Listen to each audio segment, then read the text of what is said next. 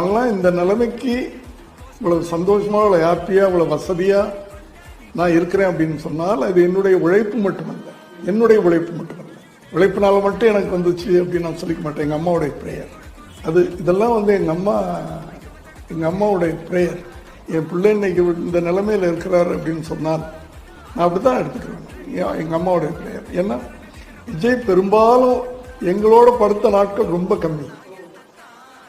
அவருக்குன்னு ஒரு ரூம் இருக்கும். ஆனா அங்கே படுக்க மாட்டாரு. எங்க அம்மாவோட தான் படுப்பார். ஆச்சின்னு எங்க அம்மாவோட தான் படுப்பாரு. ஒரு நல்ல பழக்கப்படுத்திட்டாங்க எங்க அம்மா. 2 பேரும் ஒரே கட்டில் படுப்பாங்க. அப்ப இவர் தலானி கடியில் ஒரு சின்ன பைபிள், இவ்வளவு சைஸ்ல பைபிள் வரும். அந்த பைபிள் அவன் தலானி கடியில் இருக்கும். ராத்திரி படுக்கும்போது ஒரு வேர்ஸ் படிச்சுட்டு தான் படுக்கணும்.